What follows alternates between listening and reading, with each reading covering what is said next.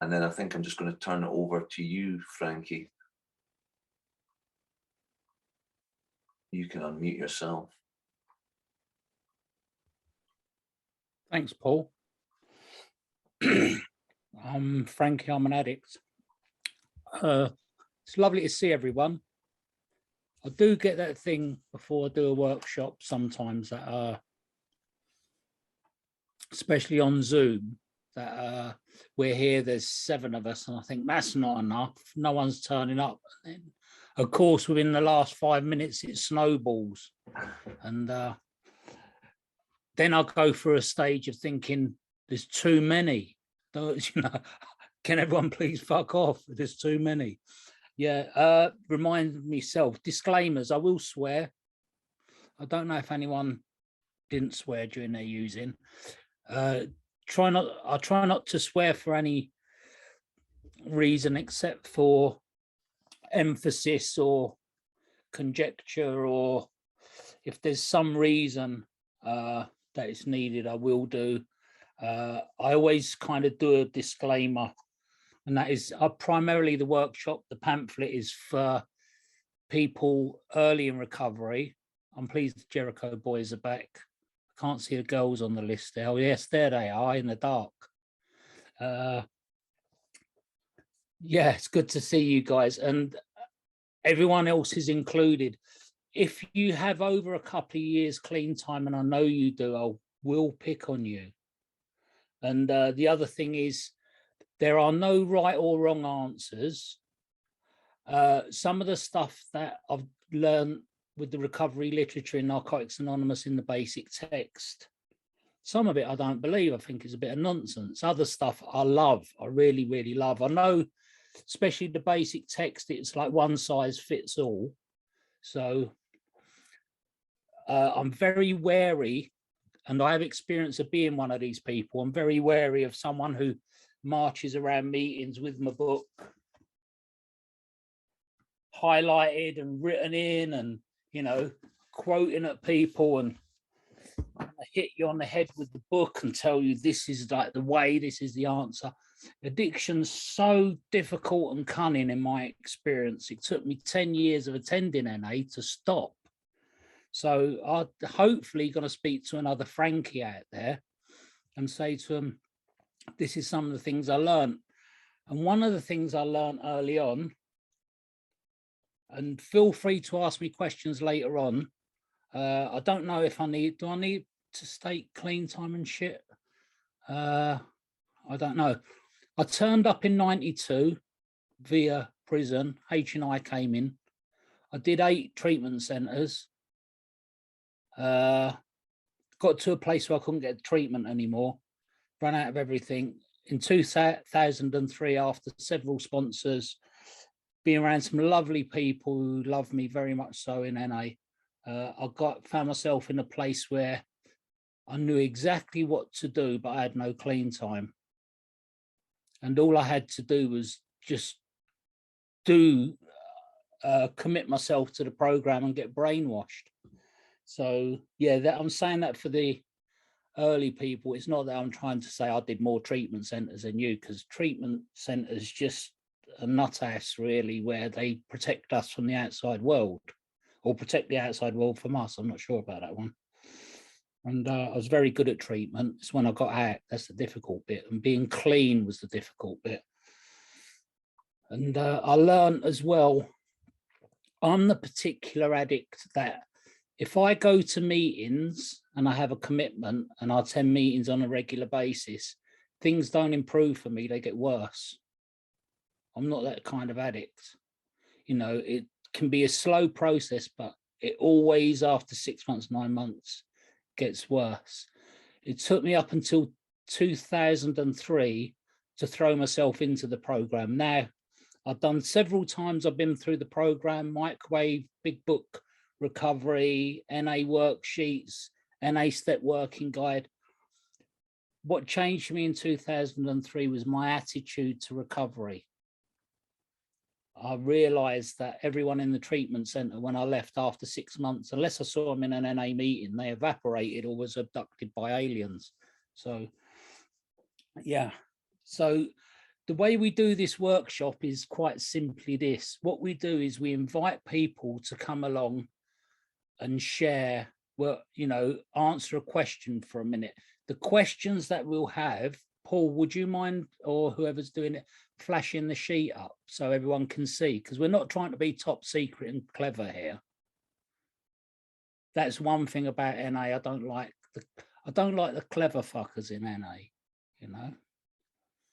So, for example, with Living the Program, if you can get hold of one of these, the link's in the chat, or if you're in treatment and they've got a photocopier, task up that person who's earning money off your funder and get them to print some of these off.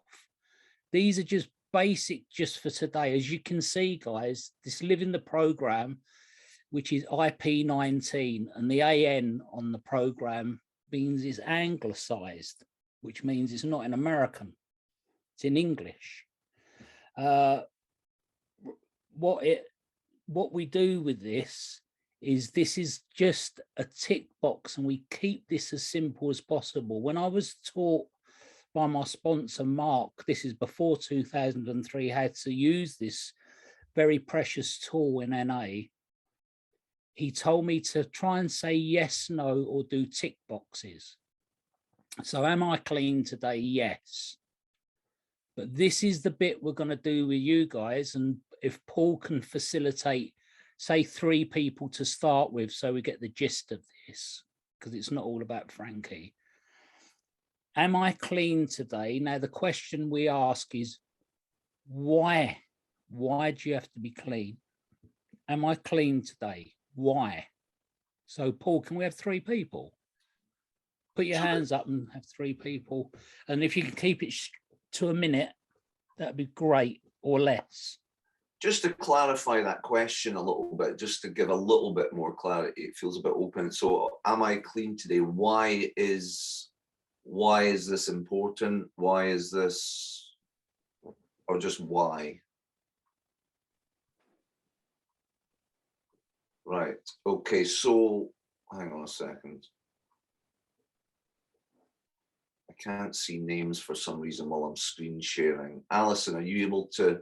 That lady that's got her hand up, I'm just unmuting. We got Debbie. Debbie, sorry, that was the name I couldn't see. Debbie, do you want to come in and tell us why am I clean today? Why is this important? Are you there, Debbie? Hang on, Debbie, let's get you unmuted. Hang on. You've got to press unmute.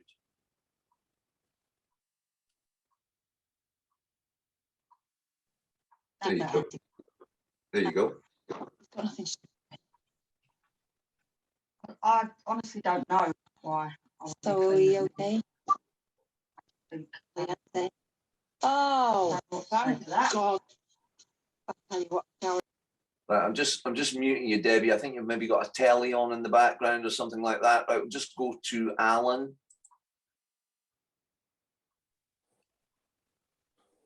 Hi, Alan, addict. Hi, Alan. Yeah, I'm clean today because when I'm using, it causes a huge amount of pain to myself and people around me, and if I wasn't clean, I'd probably be dead. So just kind of, I'm clean because I'm alive. If I was using, I'd be dead. Thank you, Alan. Brilliant. And Suki, can you give us a minute on am I clean today? If so, yes. Why? Let's get you unmuted.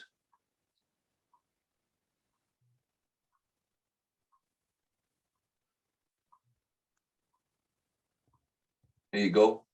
You're done. You're on. Hello, my name's Suk. I'm an addict. Hey, Suk. Yeah. Am I clean today? I'm clean of class A today. Yeah. My drug of choice was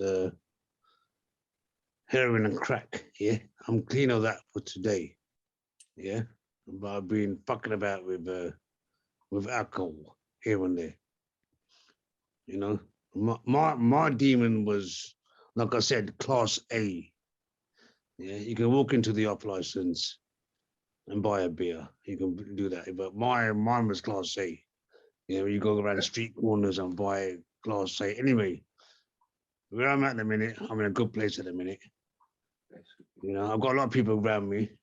Yeah. I've got good around me, but at the end of the day, yeah, it's hard work. You know, you know, I've been fucking about here and there. You know, I'm trying to get back. Cool, Suki. Great to hear from you. Just mute yourself again. I suppose what we're, Kittredge, this is the first question on the daily inventory. Am I clean today? I suppose, why is it so important? Why is this the first question? Can you guys hear me? We got you, yeah. Kittredge here, addict from Oregon, USA. Welcome, Kittredge. Why am I clean today, or what was the question, pardon? Why is it important? I think the question is, it's quite open-ended. Am I clean today? Yes or no? If it's yes, why? I suppose, you know, what I'm thinking about here is I was told that abstinence is the first kind of principle that we have to embrace before we embark on this. So for me, it seems like it's, why is this the first question? Why is this crucial? Well, it's funny you should mention abstinence, because I'm also working a Sexaholics Anonymous program. Am I clean today? I've actually been kind of shaken up today. My mother and I were driving into the city, and just minutes before or minutes after we got in, we learned that there was a fatal car accident that happened behind us, and kind of shook us up a little bit, because you know, like, that could have been us. You know, you never know what's going to happen on these roads, and people just speed like it's the Autobahn. And, you know, I had other behaviors today that were not really, I would call them maladaptive, like getting emotionally dysregulated while talking on the phone. So am I clean today? I'm not on drugs. Do I have to work on some maladaptive behaviors? Yes, I have been a little dysregulated emotionally today. And so, yeah, I'm clean of body, not clean of spirit. Great. Yeah, I love that. I love Paul, that. I'm just gonna jump in here, because I know how difficult this can be. Especially when we have lost in translation in the kind of Bill Murray sense. Am I clean today? Why? When we read the basic text, it tells us the reason why we're clean is because we can't graft a new idea onto a closed mind. We can't, if we're using, take the program on board, because the program's a total abstinence program. So am I clean today in living the program? Clean today is so that you can work the program, so you can attend. It's not around the basis of justifying or rationalizing. It's about straightforward. Am I clean today? Tick. Why am I clean? So I can do the rest of the questions. As it says at the beginning there, guys, I'm just doing this for clarity. Just for today, my thoughts will be on my recovery, living and enjoying life without the use of drugs. That's the guide. So should we move on to the next question, see if we can get rolling? Yeah. How have I acted differently? Can someone give me an example who is clean and how they've acted differently today in the sense of recovery? Annie, would you like to come in on that, and then we'll go to Craig? I'm an addict. My name is Annie. Can you hear me? We can hear you, Annie. Awesome. The question is, how have I acted differently? This morning, I woke up, I had coffee, I drove my daughter to school, I brought the dog to doggy daycare, and I wasn't able to do that when I was using. The program of Narcotics Anonymous has taught me how to live without drugs, to enjoy life, you know, without the use of drugs. And acting differently is, you know, I'm being cognizant, I'm being hopeful rather than the world is going to end, you know, I'm going to die. I don't feel that way anymore. I wish I was dead. Being dead would be better than this life that I'm living. I don't think like that anymore. The 12 steps have given me hope. They've given me hope, and working them with a sponsor, writing them, it's a little bit different from living them, you know, like applying, accepting that I'm an addict. That was a hard one for me, just accepting that I had a disease called addiction, you know. That was a hard one for me. I struggled to raise my hand and say, I'm an addict, my name is Annie. I'm just like, I'm Annie, you know, and I was good for that. Brilliant. Thank you, Annie. Really appreciate it. Thank you. Please come back in. Right, Craig. Craig is clean for sure. He's off his juice. Right, let's get you unmuted. How are you acting differently, Craig? I am acting differently in a way. I've got my mindset to move on to my next rehab and pick up the steps and get through them slowly and realize my defects in every single thing. And yeah, just ready to surrender to the NA way again. That's short and sweet. Quite a transformation. Do you want to keep going? Well done, Craig. Do you want to keep going, Frankie, with the next question, or will we bring in? Yeah, sure. Okay. Please, if you smoke or vape, please don't attempt to answer this question. Did my disease run my life today? If so, how? Can we have 3 fresh people, Paul, to people who haven't shared before, to come in and share their experience with us, please? Stu, can we bring you in? Sure. How you doing? I'm all right, mate. Yeah. Stu, recovering addict. Did my disease run my life today? That's what we're on, isn't it? Yeah. At times it has. At times it hasn't. There's always things that I would like to change.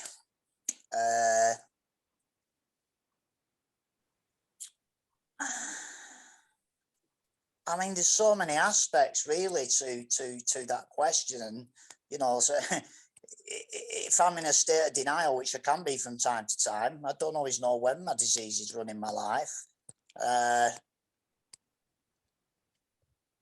But what's most important is staying clean, and if I'm in a state of abstinence, I'm in with a shout of having control of that disease. You know, I mean, it manifests in so many ways. Until I had a spiritual awakening, it manifested in me sort of having battles, getting involved in dysfunctional relationships,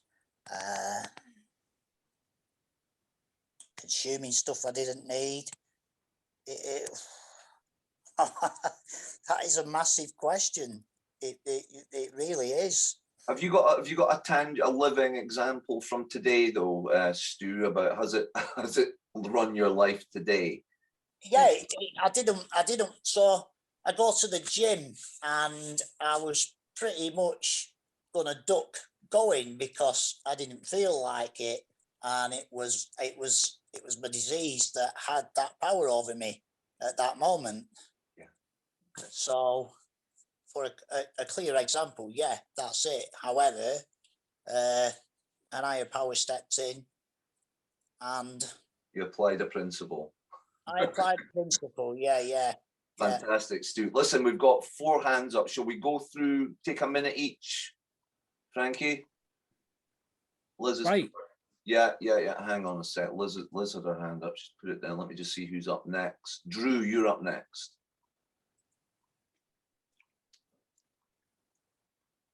You can be as specific as possible. That would be helpful, I think. Let's get you on me today. Can you hear me? Yeah, we got you, Drew. Hey, Addict Drew. Well, it's only 2:45 here, but that is a good question. Stu mentioned that. Yeah, did I use today? No. The obsession and compulsion has been lifted. I have not used drugs today, which is the most obvious. Has the disease controlled my life today? Is that what the? Yes. Did the disease run your life today? In any shape or form? I got a text from a customer, and it when my phone rings or I get a text or something from a customer, I always go to you know, worst case scenario, it's all bad kind of thing. And there's no reason for it, but my head just all on its own decides to tell me that you know, the world is ending for no reason. And I was in that for a good 5 minutes. It didn't run my life today, but you know, it affected me briefly. And then you know, I just kept moving. So thanks. Fantastic, Drew. And then we'll go Chucks and then Jericho Girls. Let's get you unmuted, Chucks. Greetings, everyone. My name is Chucks. I'm a grateful, highly appreciative recovering addict.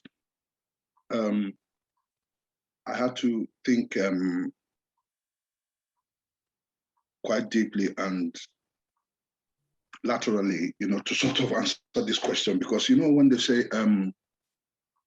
don't think of the color yellow, and then obviously this yellow that is in your mind, you know, to avoid the yellow, you know. So if I'm now watching my back constantly and vigilant all the time so that my disease doesn't run the show, I guess my disease is running the show in that aspect, you know.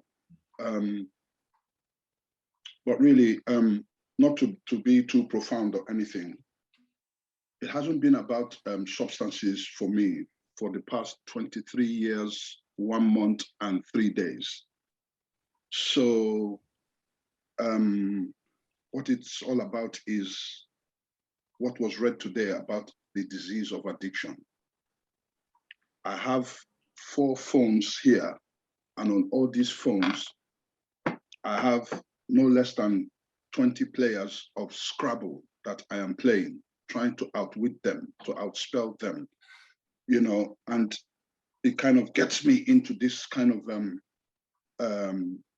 sensation whereby I'm feeling I will show that person, I will earn the tears, I will get the points and the diamonds and all of that. I want to be the best, you know, at this, you know, you can't outspell me, you know. So definitely, yeah, the disease of addiction, like someone said, does manifest itself in various ways. So again, it comes down to that vigilance about realizing what is happening and knowing that if it is not reined in, it could easily lead me to places where I don't want to be.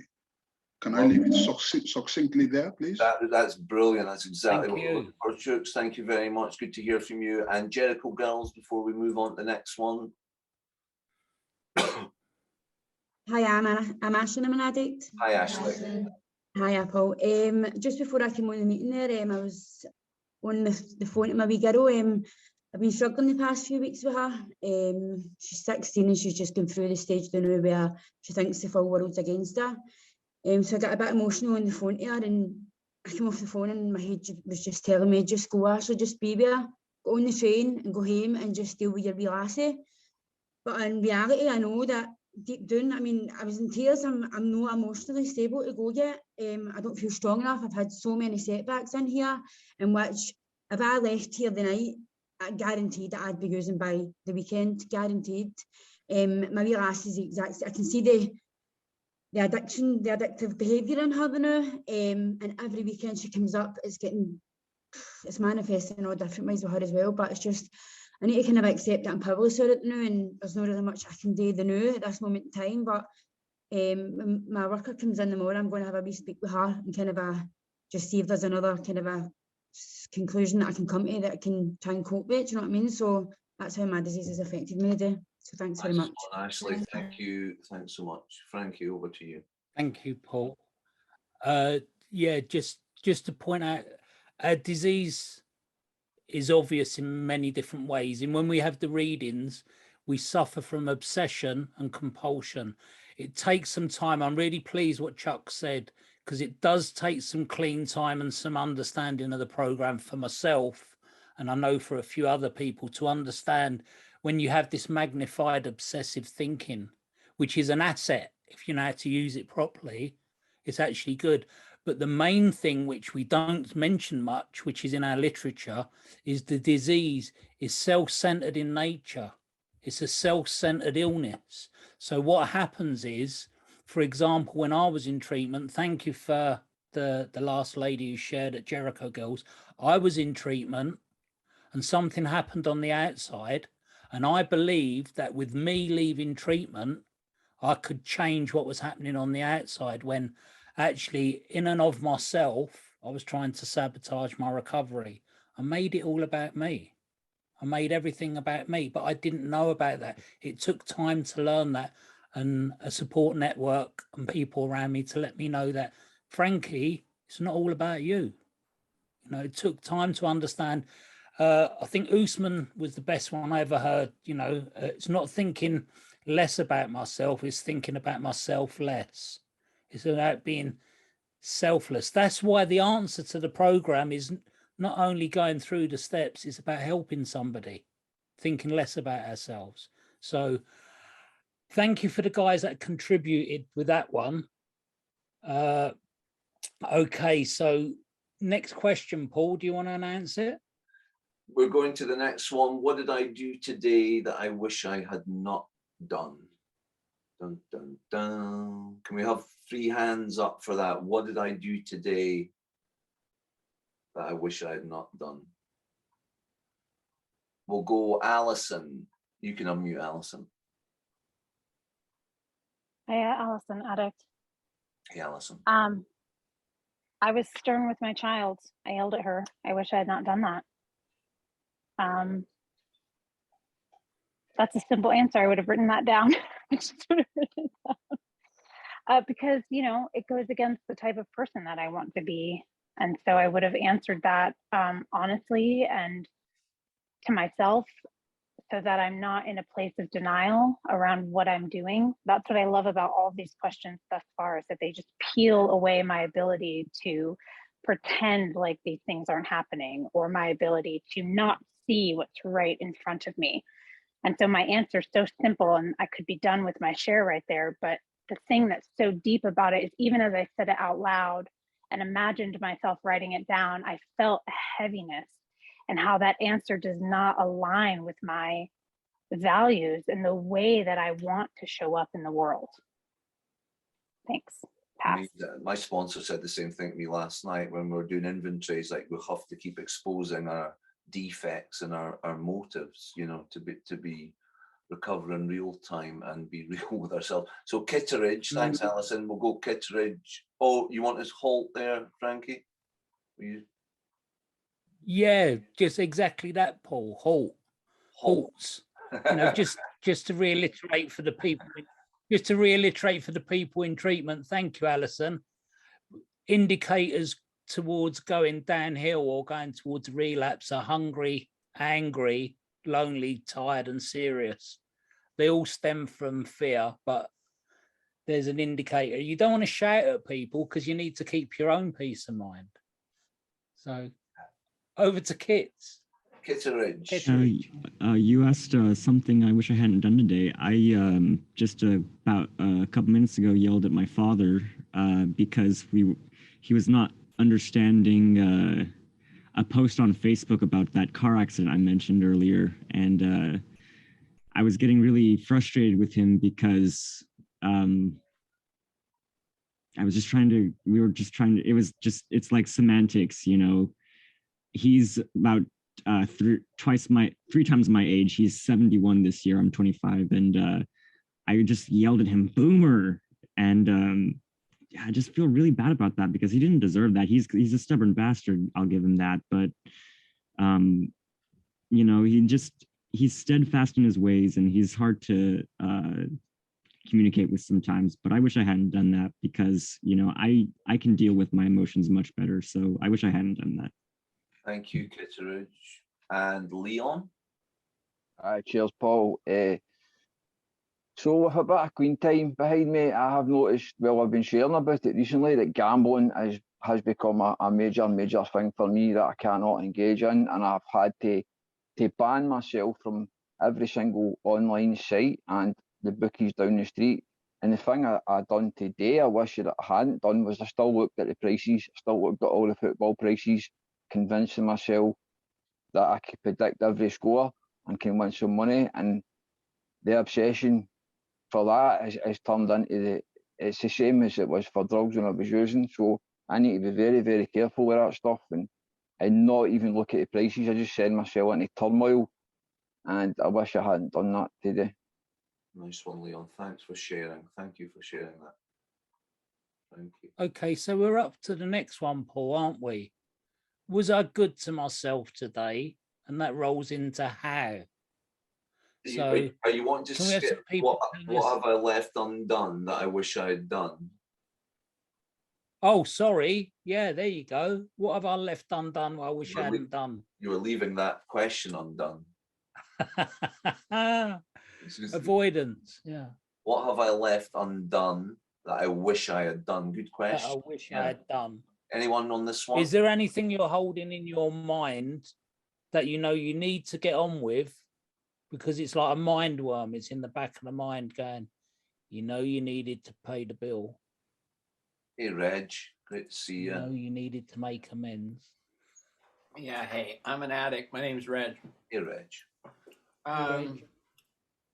Yeah, sorry I stepped away for a minute. There was a message on my screen. I'm trying to do multiple things here, but I wanted to check out this meeting today. I'm back now anyways. My laundry's in the dryer. What have I left undone that I wish I had done? For me, when I looked at that, that's when I put my hand up. It's like, you know, I got a few days clean, but I'll have a list of things that I know I need to get done. There are a lot of, you know, I mean, pretty much all like, you know, recovery oriented, right? And because, you know, if I start procrastinating on things in my life, knowing I got things to do and I don't do them, it's a slippery slope. You know what I mean? I can tend to put things off, and I'll put it off and I'll put it off. And then when I get around to doing it, I look at it, it's like it took next to no time at all to get this done, this list I had to do, or this tax I had to do, or these people I had to contact. And there's usually consequences for me, you know, when I don't take care of my own business, right? Because, you know, it just, but so that's when I look at that. When I look at that question, I think, what have I left undone that I wish I had done? And I got a few things right now I could think about on my to-do list, you know what I mean, that I'm trying to do. There's a workshop that I'm trying to get my home group to get involved in, and I forgot to tell them about it at the last business meeting. So now I got to go onto the WhatsApp site and tell them, and then I just don't, you know, part of me, I guess I got to say, hey, I screwed up, you know, I forgot. And, you know, it's just those kind of things. It just, I don't like them. I like if I'm going to do something, if I say I'm going to do something, I do it. And I like to stay on top of things. Because what I've found in recovery is, like I say, I've been clean a while. When people tell me, sponsees especially, you know, hey, what's happening? You know, and they'll say, it's all fucked. And I'll go, no. Come on. Like, just slow down a little bit. Like, tell me what's happening. Because usually what I've found when I feel like that is it's a whole bunch of little things that are left undone and not finished. You know, and you start to get overwhelmed because you start feeling everything is screwed, right? And so here I can catch myself doing it, you know? I mean, it's funny, I was in a meeting just before this one, I was talking about willingness to do what I need to do is what I have to continue to pray for right from way back when I got clean, willingness to change, willingness to do the actions. And I have to continue to make that effort. So that's what this reminds me when I look at this question. What have I left undone? It's about where's my willingness to continue on this path of finding a new way of life. Amazing, Reg. Thank you so much for sharing that with us. Thank you, Reg. Is there any more? Anyone got any step work sitting in the drawer or anything? Anyway, Frank. Okay, was I good to myself today? Did anybody eat junk food? Did anybody not go to the dentist? Did anybody not speak to another recovering addict? Did anybody not read the Just for Today? We're doing the Freudian stuff of doing the opposite here. Was you good to yourself? Is there something, you know, that you looked after yourself today as opposed to having a Mars bar and running around on a mission? Okay. Does anyone want to tell us if they were good today? How? Nobody. I drank water today. That's a good one. That's my one. Danny, was that you? In you come. All right, I'm Danny. I'm an addict. Hey, Danny.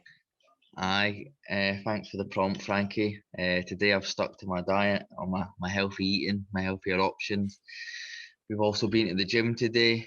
I've also stuck to my literature that I like to read on a Monday, and I've also been honest with myself.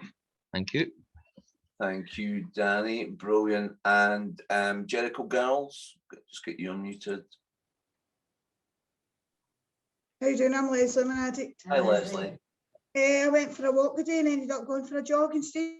So that's it. You go. Brilliant. I'll take that's Kieran, then Stu's. Hey, I'm Kieran. I'm an addict. Good to see you. Great to be on. Thanks very much, guys, for hosting the meeting. Thanks, Frankie, for the invite. Yeah, today I said, yeah, good to see you. Today I followed a routine that I've stuck to since coming into the fellowship, where you know, before I even pick up my phone or do anything, I've got a reading that I read each day, and then I use that reading to help me connect with my higher power. I get on my knees, and I try and hand it over on a daily basis. Other than that, yeah, I turned up today. I turned up for work. I turned up as a dad. You know, I turned up as a husband. Did a lot of top line stuff as well. Managed to eat well today. You know, had a shower, brushed my teeth. You know, just yeah, it was a constructive day and a productive day too. You know, helped out with picking up the kids today. Went to watch my son do some after school activity. Pick my wife up from the station. You know, I never used to do that. You know, I never used to turn up for anything. I never used to complete anything. I was totally unreliable, totally disconnected, unconscious. But today I'm conscious. Today I'm present. Thanks for this incredible program, and thanks for sticking to routines like that. Thanks for letting me share. Thank you, Kieran. Thank you. Good to see you. And Stu? Yes, Stu addict. Pretty similar to the last guy that spoke. Went to the gym, had a wash, cooking my tea as we speak. Attended a meeting. Attended 2 meetings, taking part in this. And at the same time, any sort of expectations that I haven't achieved, I'm not going to give myself a hard time for it, because I gave myself a hard time for a very, very long time, and I try not to do that to myself today. Great, Stu. Thank you so much. Should we move on, Frankie? Oh, do you think we should skip the next 3 and go straight to just for today? I will have faith in someone in NA who believes in me. Yeah, who wants to help me in my recovery. I was thinking. Or should we drop that and go on to the next one, because that's fairly personal? Unless, what do you think? Well, I like. Did I talk to my sponsor today, or do you think it's just too rude? Okay, let's go with that then. Yeah, shall we go with that? Yeah, let's see who's connected with their sponsor today, and how. Let's see, how did you connect with your sponsor? If you're in treatment, don't worry about this one. And we want to talk about one's phoning their sponsor. Here we go. Chuck's has phoned his sponsor today. So is Suki. Okay, Chuck's, over to you. We'll get you unmuted. Yeah, my name is Chuck. I'm a recovering addict. Wow. You see, these questions are like the doctor prodding you to find out, are you okay? So if you pretend and you say, yeah, I'm okay, but you're not okay, you continue with that illness, and it festers and infests, and becomes something really, really, extreme.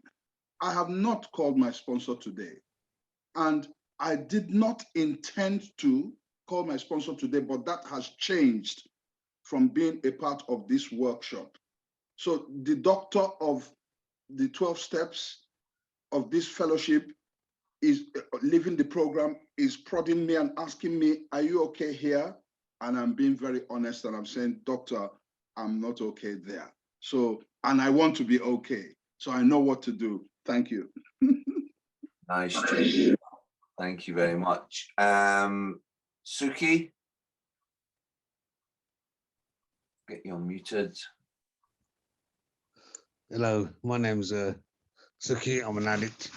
Hey, Suki. You know, I've been in recovery for the last nearly 3 years. Yeah, I came in 2019, sorry. I mean, I came in 2018, I relapsed. I came in 2019, I got it. I did get it, I got 14 months. Yeah, and I did have a few sponsors here and there. But there was a few that had asked for money. Or there would be a few who had skunk in front of them. And I'm saying, hold on a minute. They said, listen, and they just say to me, we're not doing Suki, let's keep it current. Let's keep this moving and keep it current. Have you spoken to have you connected with your sponsor? I tried to speak to my sponsor. He's not picking his phone up. Yeah. So I thought he's being a bit rude. Yeah. So I didn't call him back. And I that's it. I'm not going to call him again. I'm not going to, some sponsors can be rude. Yeah. I'm not calling them back. Simple. If you want to help someone, help someone. If you don't want to sponsor someone, don't sponsor. Be a man and don't sponsor. And what I love about that, Suki, is we've just got straight to the heart of the matter there by being. Those sponsors are tossers. They don't want to help. They give you all the mouth. They give you all the fucking mouth. Yeah, they don't want to help. Cool, Suki. Right. Great to have your experience on that. Love it. And Guhi, I hope I'm pronouncing that right. Let's get you unmuted. And then we've got Sean and Sai. Sorry, bless you. My name's John. I'm an addict. Hi, John. I'll just rename you while you're talking. Yeah, John. Yeah, bless you. What is it? We're talking about sponsors? Have you connected? Yeah, the question, John, is, did you talk to your sponsor today? If so, how did you talk to him? Well, I have to say, I can only speak for myself. I'm truly blessed to have a sponsor in my life today. And how have I connected with my sponsor today? I've been unwell for these last few days. And I felt myself, I am aware that I started to drift away. But I made a conscious decision to call my sponsor every single day, just to stay connected. And I'm truly blessed to have a sponsor. And I've had a sponsor for around 15 years before in the past who blessed me with their wisdom. And I remember my sponsor saying to me, he said, John, I'm not a guru. I don't know everything. All I can give you is my experience. Nice. That's all I've got today. Bless you, just for today. Thank you, John. Brilliant. And Sai, then Sean. Let's bring you in, Sai. Addict. Thanks for this. Sorry for being a bit late. It's good to log on. And I've connected my sponsor when that question got read out. I chucked him a quick message and went, hi. You know, sometimes that's all right. That's all I need to do. And sometimes I've got other people around me, you know what I mean, that I can connect with. I normally leave my sponsor till I'm on my knees, and in pain, and it's like, right, I better get on the phone, you know what I mean? But sometimes it's just nice just to give a quick text and I'm all right with that, you know? So, yeah, that's how I connected with my sponsor. Yeah. Brilliant. Thank you, Sai. Stalk your sponsor to a Zoom meeting and then message them in the chat. Valid. Brilliant. Okay. Sean, let's bring you in. Top tip. Yeah, I'm Sean, I'm an addict. My sponsors just came in to see me because I need a little blowout, and he was telling them how much Sorry, Sean, hang on. We had a muting issue there. Let's get you unmuted. There you go. Sorry about that. Let's just start again. Yes, please go. Right, so my sponsor just came in into my house, and I was just a little blowout and told him how much some of his staff members' egos are through the roof in a centre, you know. And that I was able to bite my tongue with certain people, it was kind of like if you'd be in a meeting, obviously principles before personalities, and I'm just keeping track of the shit in my street and near their street, you know. But it's just there's so much fucking idiot. Sorry for swearing, like, but I just want to get this off my chest, you know.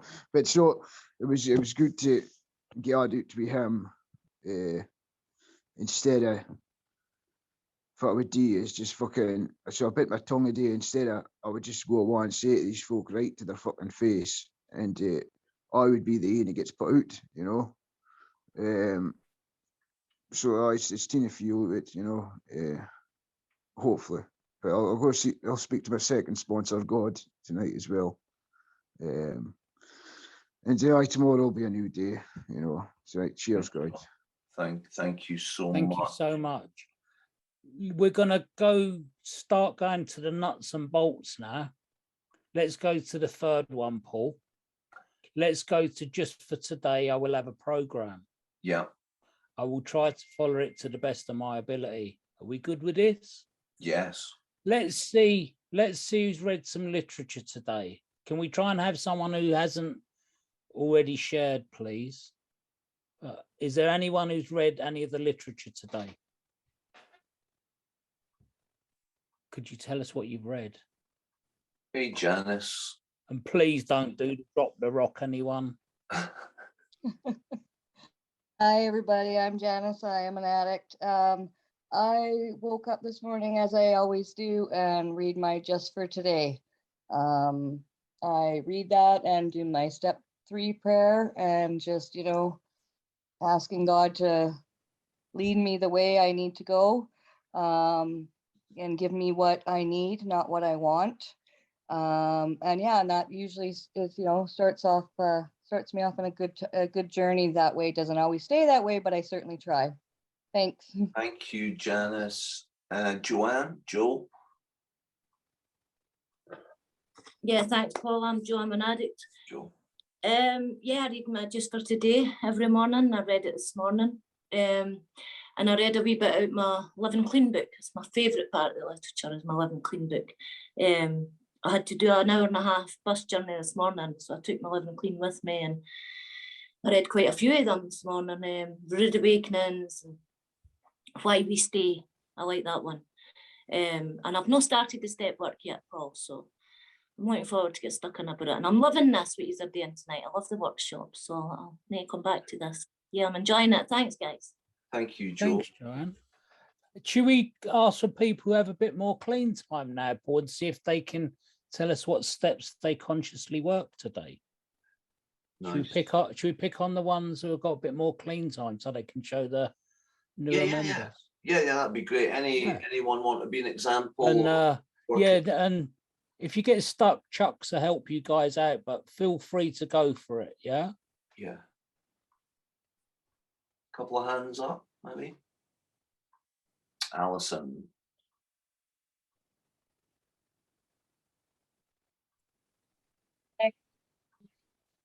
You already know my indiscretion. I guess I can share with you what I did right after I yelled at my child.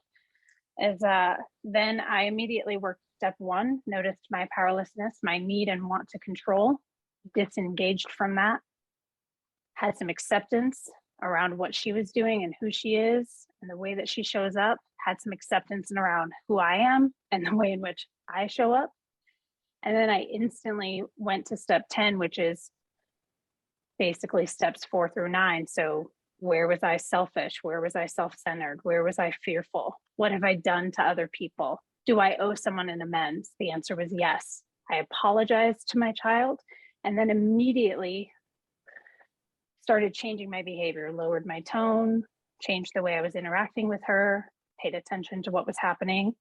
I also did what Steve had said earlier, which is I did a check for myself, like, hey man, am I hungry? Like, where's this coming from? So I went through my day, like, did I do my process today? Have I read my literature? Did I wake up and pray? And through that self-assessment, I realized that I actually hadn't prayed today. So I took a moment to stop and check in with my higher power, get quiet. I also was very thirsty and needed a snack. So I know that's a lot, but it all happened from the thing occurred. I yelled at my kid and then all these things happened. So those are the steps I've worked today in the process, just around that one incident. Thanks, pass. Thank you. Thanks, Alison. Drew? Hey, Addict Drew. That was thanks, Allison. Yeah, I'm not going to be able to say which steps did what, but I did wake up this morning, read just for today also because I get it emailed to me, which is handy. I ate breakfast. I had a full night's sleep last night, which is also kind of part to setting up for success. I thought about other addicts. I called other addicts, read literature. I prayed. I ate. Went to work on time. And it's all kind of 9th step stuff. The way that I live today, just showing up, and being the type of person that I found out that I wanted to be in steps 5 and 6, and struggled with in 6 and 7, but have committed to, and now I'm here. That's it. Thank you, Drew, and thanks for sharing. Si, would you like to come in? Yes, Addict. I've been working today. I think it's a big step, and sometimes it can be forgotten about for me. And it's been step 11 for me today about prayer and meditation, which is step 3 and step 11 for me. And it's about trying to make the right decision and get connected. My head goes about 1 million miles an hour. It goes really fast. It can go wants to fix on this and fix on that. So I'm trying to slow it down. By doing some meditation, by praying and doing some meditation and getting some quiet time within me. And I put a step 11 share on actually when I've been out doing some work today, came back, got a bath and shook some step 11 share on. And then, trying to connect him with that and trying to slow himself down. And then from then it would just try to make the right decision. You know what I mean? Because I've had a lot of stuff going on which can easily fix on, which can be like me ex, where my head can go to sometimes, or porn or women, you know what I mean, and fix on stuff like that. So it's making the right decision by logging into a meeting here, contacting NA members, so it's making that right decision and doing the next right thing. And I suppose that's where I am now, and I've logged onto this, so it's it's working in my life when I connect with it. So that's what I've been working today. Cheers. Thank you. Kieran.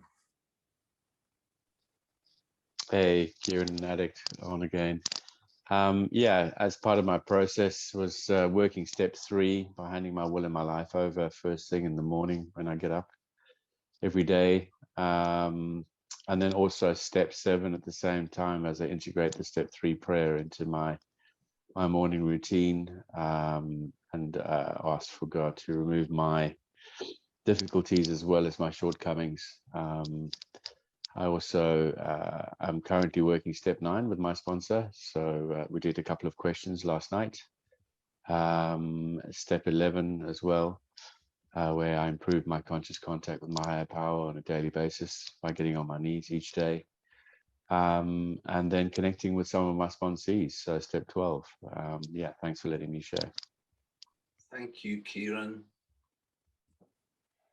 Frankie. So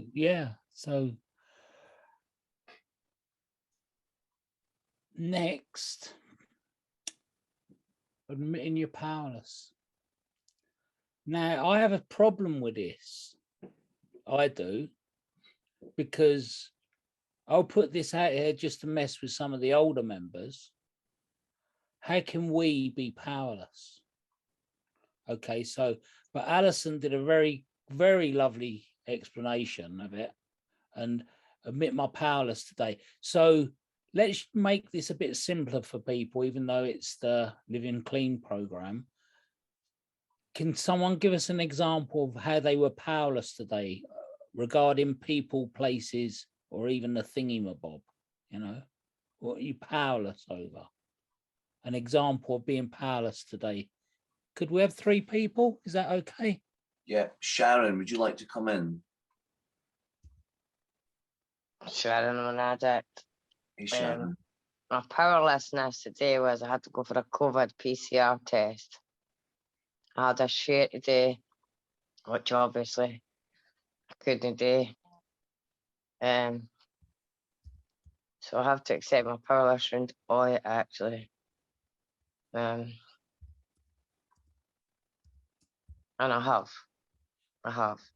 I've also contacted my sponsor, read literature, and I've never been in this wee workshop Scott before, so in fact. Welcome, Sharon. Glad that Welcome, you're Sharon. well done again on your 18 months. We'll keep saying that. Stu, would you like to come in? Yeah, I'll just put my cameras on. I am powerless over what other people say in a meeting about their recovery and how I interpret that. And I may not agree with another's interpretation of something, but if it's disturbing something in me, then there may be something there as well. But yeah, control. Admitting my powerlessness, and it's knowing that it's like I can let it flow and not feel the need to control it or jib out of here because I don't like it.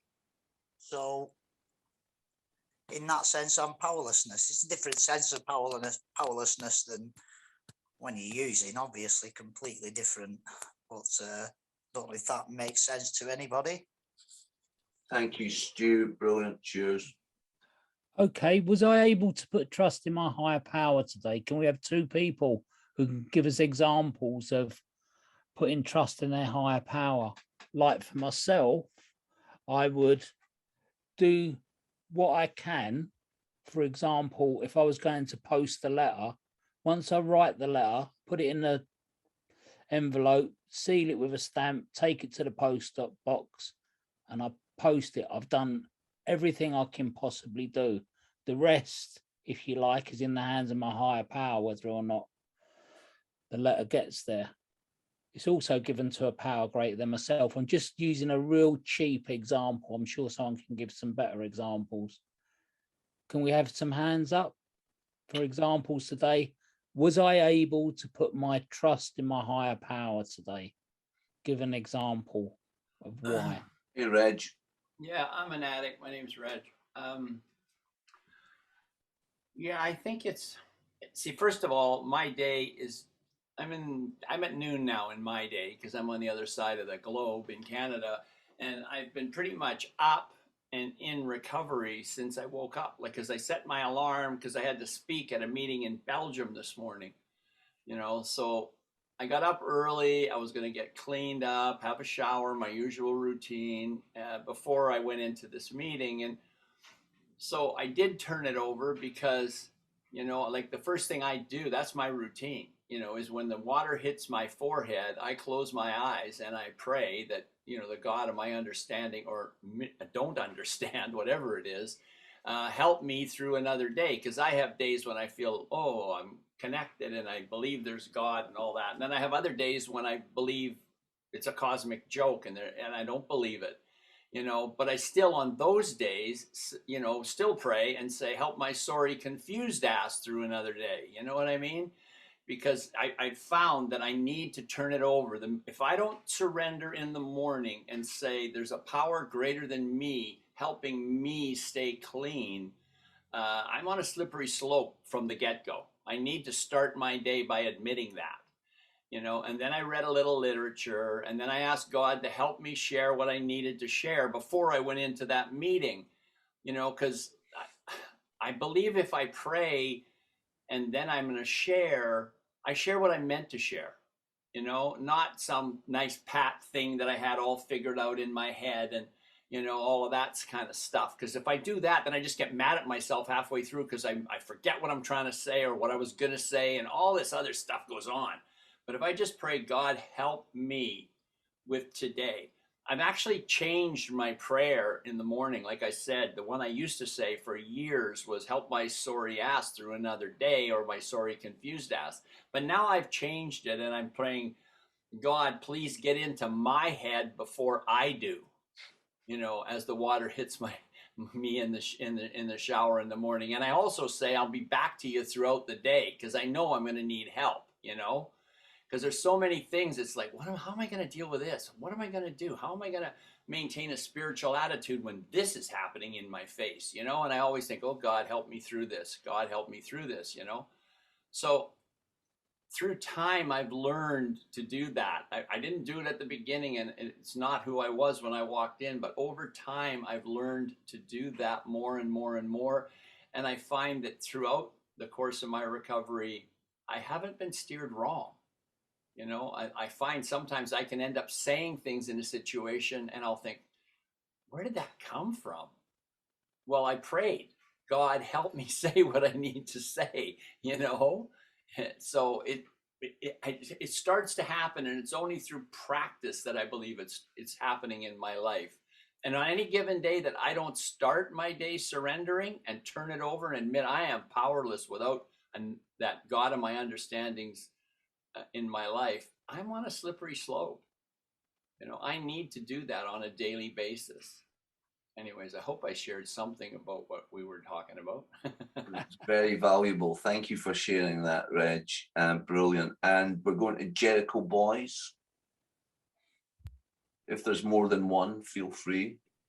Right, I'm Danny. I'm an addict. Danny.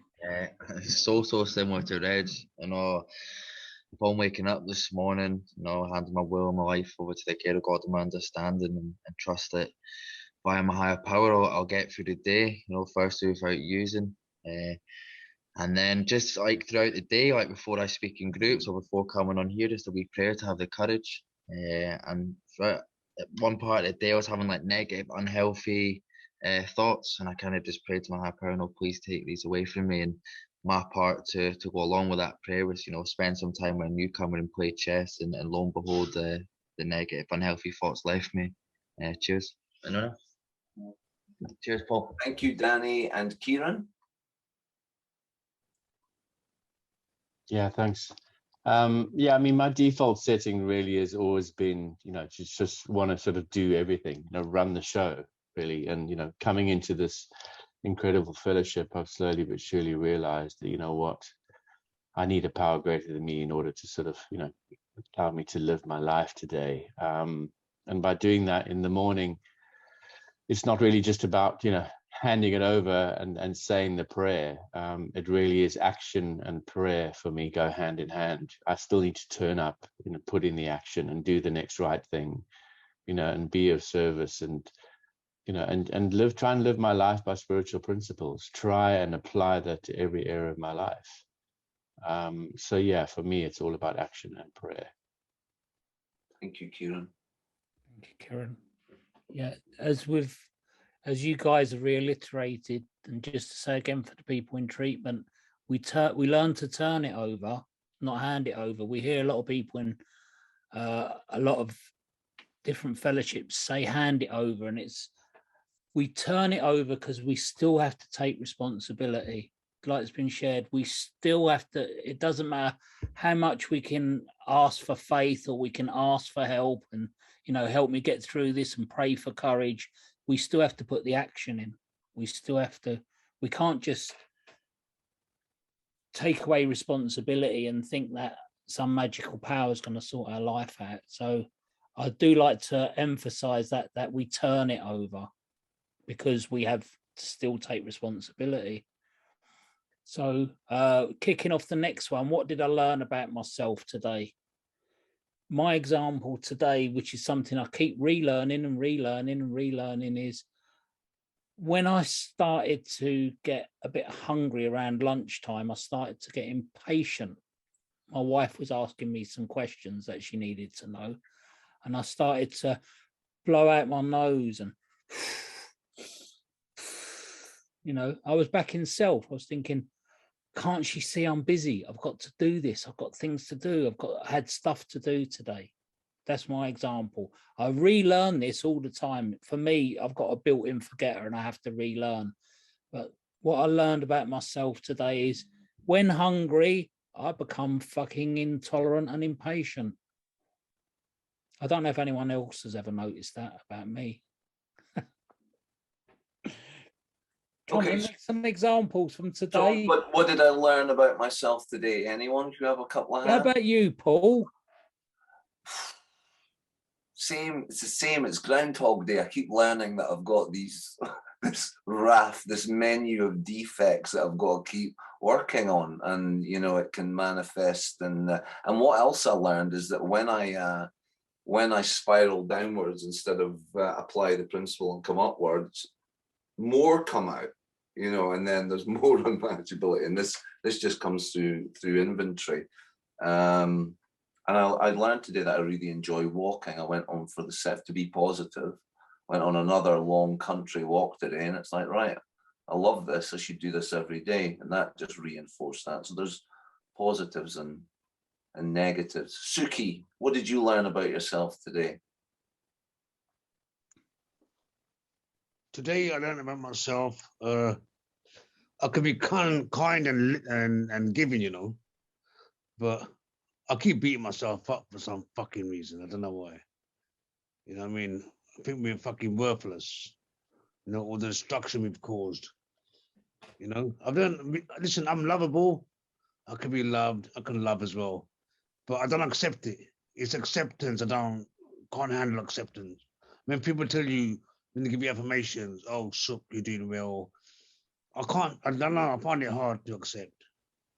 Maybe it's from my background or where I'm from. I find it hard. Nice one, Suki. Thank you so much for sharing that. Brilliant. Anyone else? Should we skip the next two questions, Paul? Yeah. They're a bit personal. We've got about sort of 7, 8, 9 minutes left, something like that. So we're skipping the next two, and we're going to what? Did I admit fault to anyone today? No, let's go a bit further than that today. Should we go to the just for today through NA? I will try to get a better perspective on my life. Yeah. Okay, so just for today through NA, hopefully you guys, when you read the just for today reading in Jericho, you'll get a different understanding of how the reading's made up. Just for today through NA, I will try to get a better perspective on my life. Can we have some examples, some hands up for people who did you feel like I was like part of humanity today?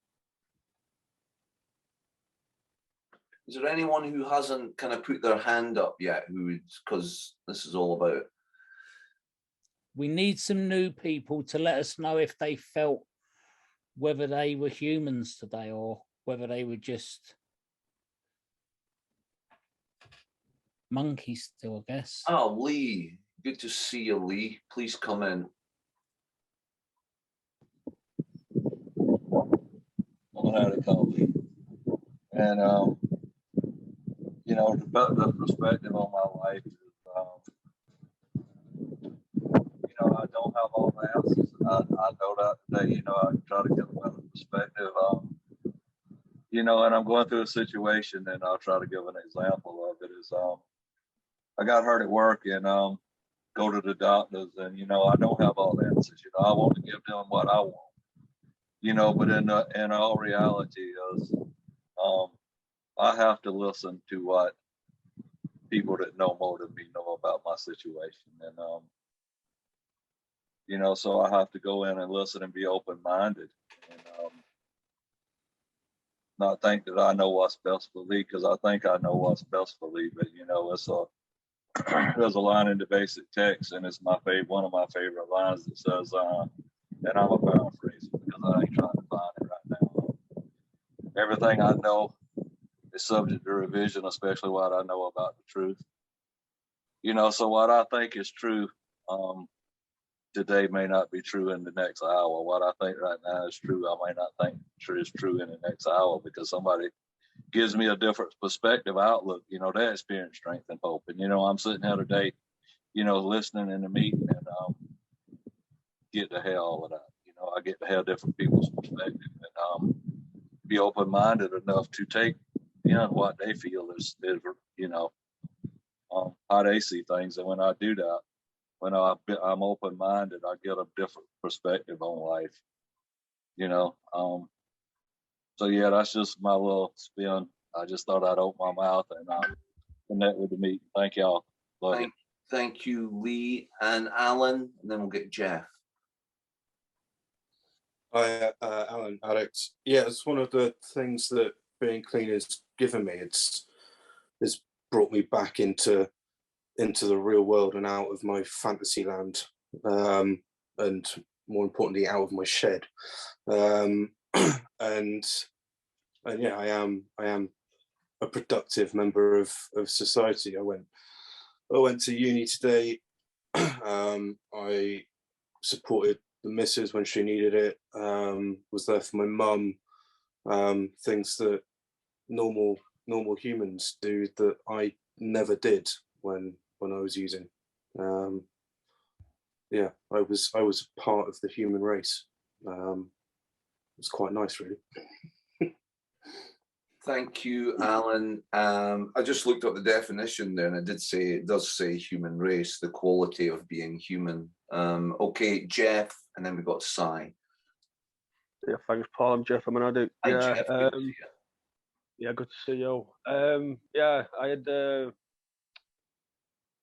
quite a down morning, and in sharing about that in a meeting, people connected with me and asked if I was okay, and that gave me the perspective that I was part of humanity, that people care for me and I'm loved by other people. Whereas in active addiction, I was very isolated, and through that I do feel part of humanity today. That's me, sir. Nice, Jeff. And Si? So I'm choking here. Thank you, Si. Addict. Yeah, I get a perspective on myself down massively. I wake up, man, my perspective on life is messy and it's all over the place. And it's like, basically, I just want to hold, sometimes, this is by the way, not all the time, but this morning I'm like this, I just want to hold two fingers up to the world. And that's where it's like, right, this needs to be something needs to be done about this. And that's where the prayer, the meditation, the readings, the connection with others, and this is where the action, as you got shared about before, needs to come in.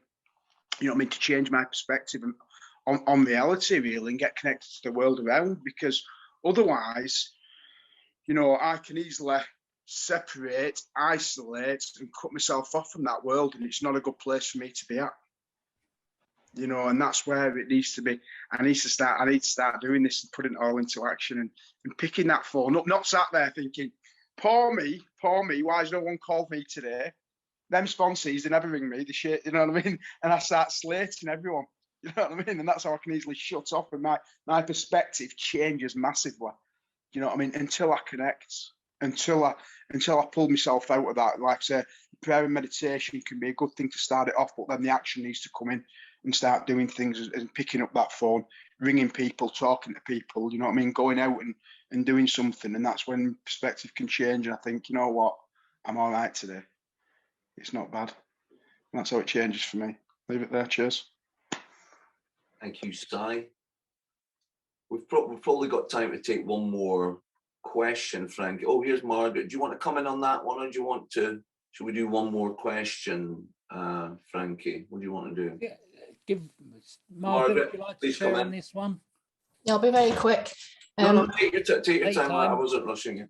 Okay, I'm Margaret, I'm an addict. Yeah, I felt part of humanity today. I was beating myself up a little bit because I hadn't connected with anybody in NA or another addict, but I spent time with my daughter and my grandson. I watched my grandson at a swimming lesson this morning, and then after I was with them, I went into town to get birthday presents for my daughter, and spoke to various people in town. So I did actually feel I was part of humanity today.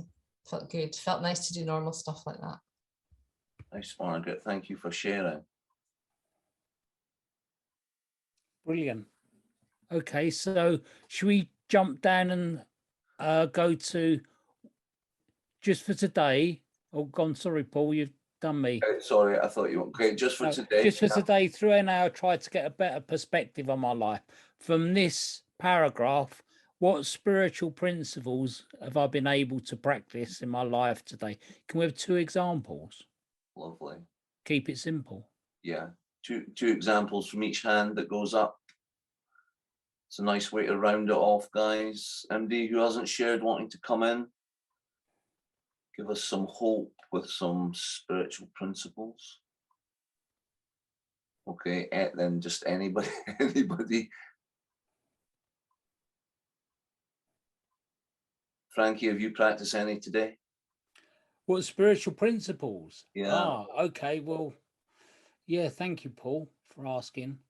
The principle for me today was practicing self-honesty. You know, the example I was giving a little bit earlier around being impatient, you know, I had to admit, you know, to myself about being honest with myself that I'm actually being intolerant and impatient, because denial is a really weird thing, isn't it? Because, you know, in denial, when you break it down, don't even notice that I am lying. You know, the breakdown of the word denial, we don't notice, do we? So we work in the program to admit myself that I'm out of whack. That's that indicator. I love what Alison kind of encapsulated it for me today.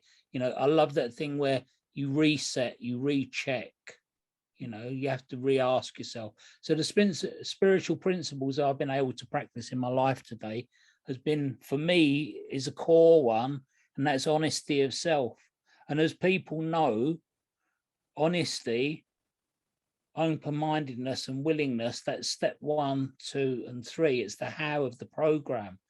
Just with those alone, you can change your life. So by learning to be honest with myself, which is the most important bit, I can be honest with others, and I help support myself by being honest, but I have to practice it. Otherwise, I'm walking around saying, I'm fine, I'm fine, I'm all right, I'm fine, it's okay, I'm fine.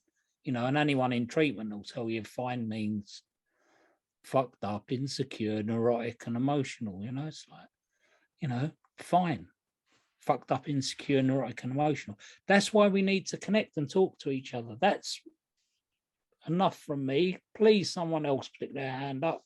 I'll just stop sharing. We know the it's about principles. Okay, Sai and then Sean, and that should probably take, and Shucks. Got to have Chucks, yeah. I was going to pick on Chucks and Reg because they're like, we don't call them dinosaurs anymore. That's not right, is it? Sorry, yeah, I'm getting myself. I know I've come in a few times, but I think for me today, I've had to practice humility. Just not by asking, so, you know what I mean? Not by admitting that I'm wrong, but just realising that I can't do this stuff on my own, and that's where I need to connect with others.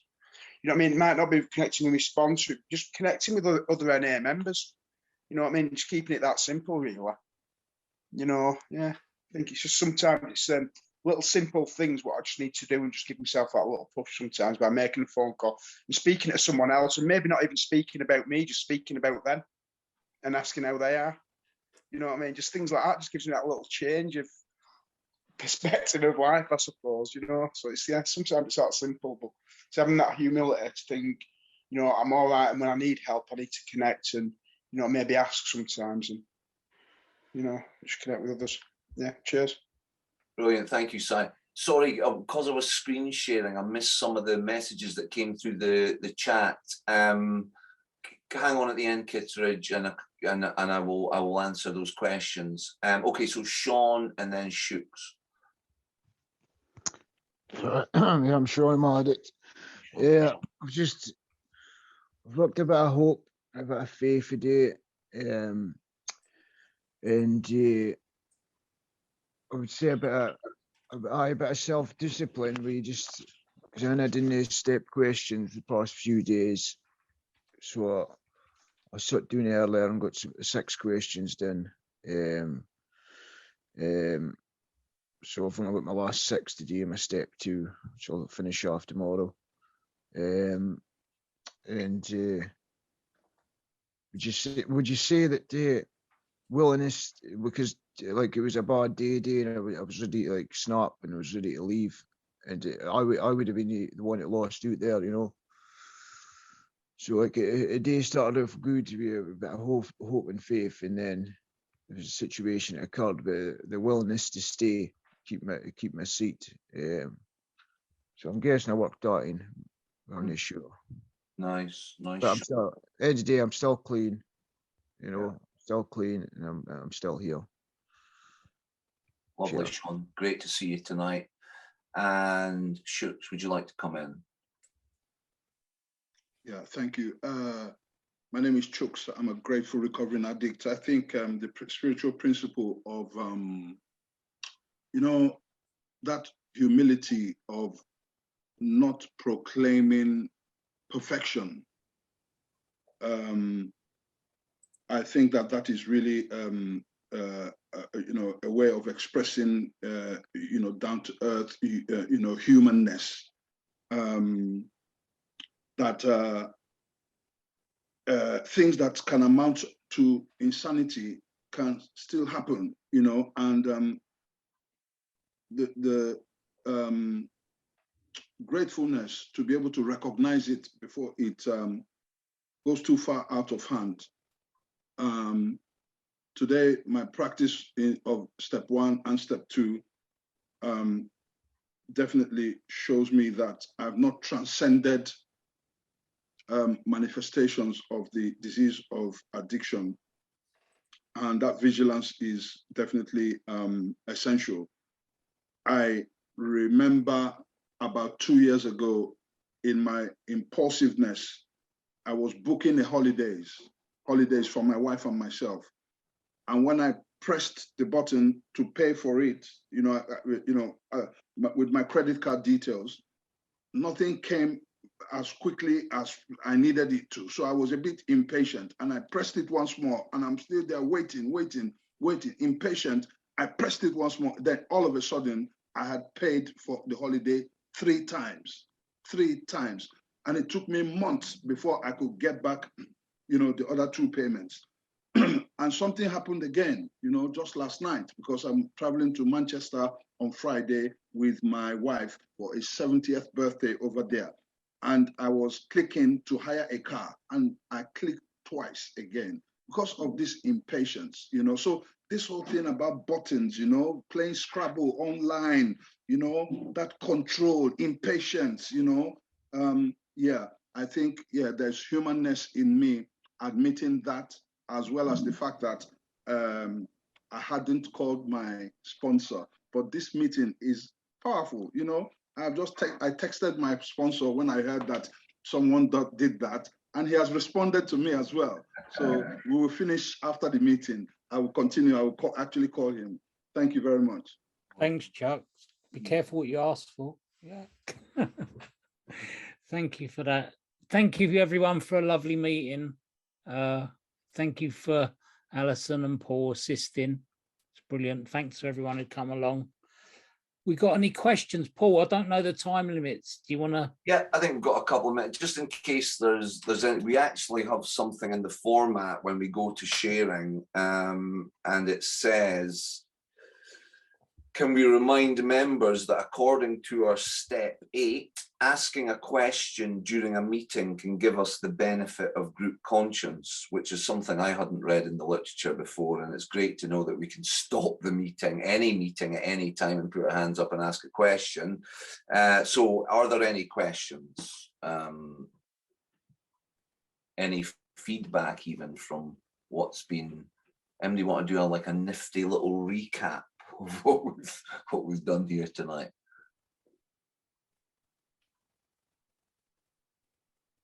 Okay, well, with that, I would just like to, on behalf of the group, thank Frankie for facilitating another marvelous workshop. I think we can say, can't we, that we're going to be doing this live at the London Convention, Frankie? We can say that, of course we can. We can say that. Because they're keeping it secret, and they won't tell, the convention committee won't tell people who's sharing at the convention.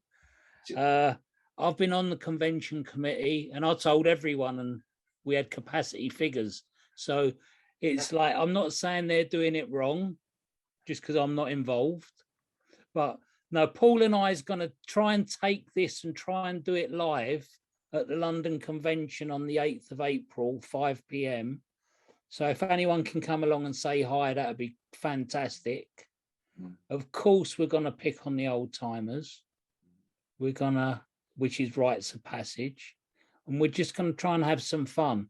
No, recovery is all about fun. Thanks everyone for being here today. You know, we all need each other, whether we like each other or not. I once heard a famous lady called Dot T share, and she said, thank God for the newcomers, because we'd all kill each other if we didn't have new people. And I kind of understand that these days. So, you know, thank you. And thank you for all you old timers who come along and show me what I'm going to turn out to be. Thank you.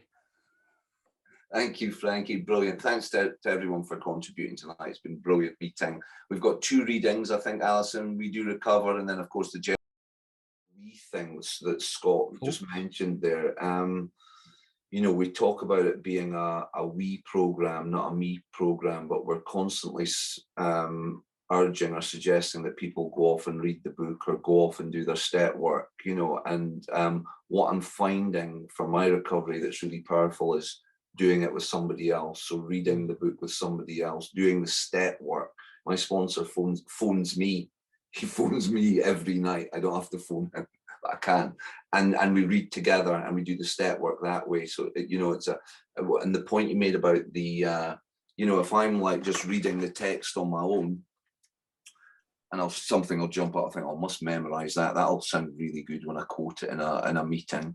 But then my mind will drift off, you know, and it'll be gone. But there's something magical happens in the we when we read together, you know, we share together, we do step work together, you know, and it unlocks something for me much more meaningful and powerful. I just wanted to share that. Thanks, Frank. Thanks, Paul. Well, we have evidence of that. If any of you guys know Aaron C, Aaron, a lot of people know, we used to be like Ebony and Ivory doing the old workshops together. We both did a workshop. This was about 10 years ago. I think it's on the YouTube channel. We both did a workshop together in Portsmouth. And what they did was they took the concept of the workshop of 2 addicts sitting together with a basic text, asking each other questions. And in that period, they had more recovery in the prison in Portsmouth than they'd ever had. And it was just a passing thing. It was something we passed on in H&I to the prison there. But what that proved to us was that 2 people who don't actually know much about recovery sitting down reading the book at each other got the ability to understand recovery. And that's the power, because in the book, they put in the book what works. Thousands of addicts contributed to the book. It even says it in the foreword, if I can pull it up at one point. On page, where is it? Oh, I'm prepared. No, on the beginning part, what we had was that it said on what Alison read at the beginning of the evening was pointing out how many alcoholics had recovered in AA, and then when you come over to from our first edition, it tells us that how many was it? It looks like you guys might have to look it up for yourselves.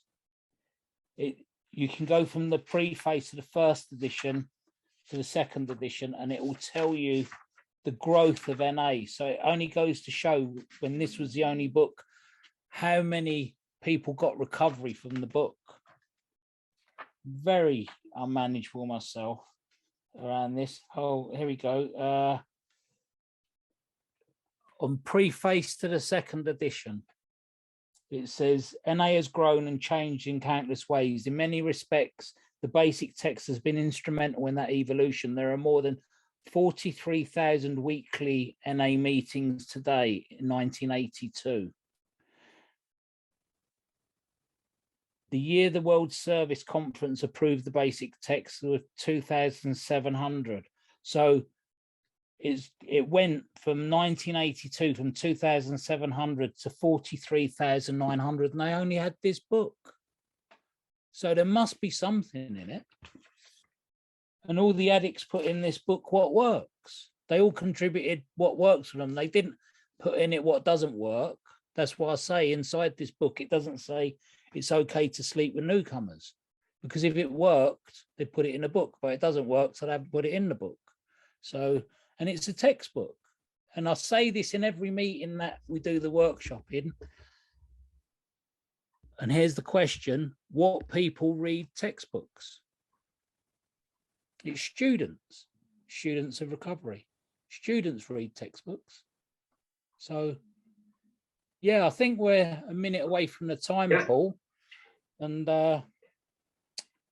yeah, I'd just like to thank everybody for attending this week. And if we can leave a few words, remember, treat your family like a bank robbery. Get in and out quickly. Focus on your recovery. It's the most important thing you can do. The most important thing you can do once you get your understanding of recovery to help somebody else. Hey, presto, you can do anything. Nothing's impossible. You can do anything. I'm living proof of that. And as I say, I came into NA looking very ugly. I worked the 12 steps and I'm a really handsome looking guy. So there you go. And what a great advert for the 12 steps. So we're putting that on the next Please keep poster. coming, everyone. We love you. Next NA billboard we do, we're going to have Frankie on there with any works that makes you better looking than you were before.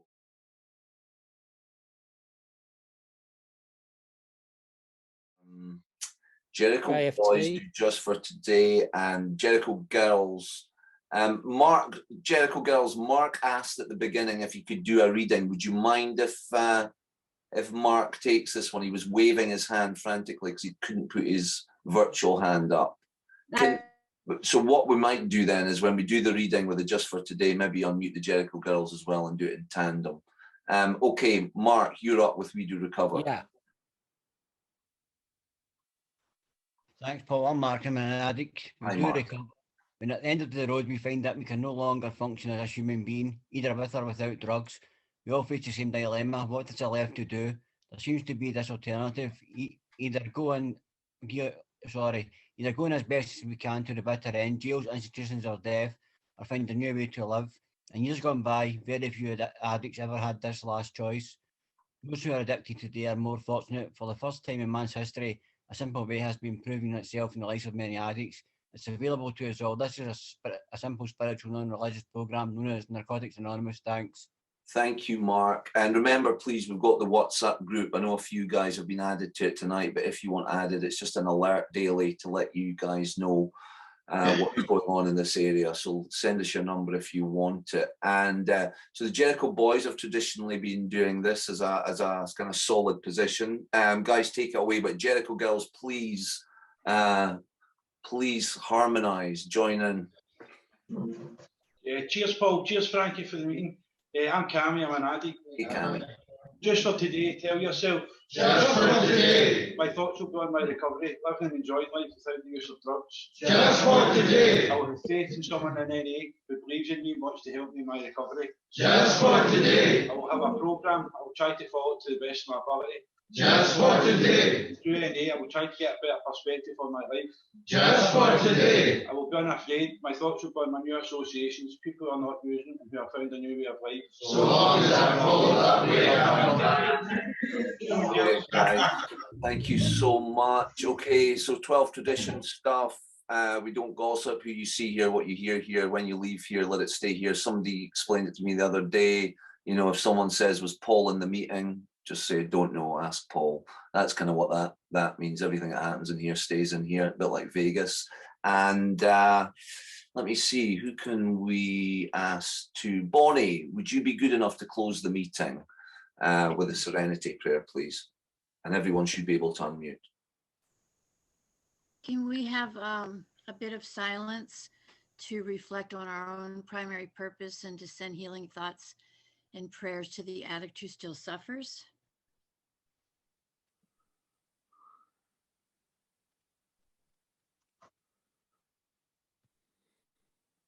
God.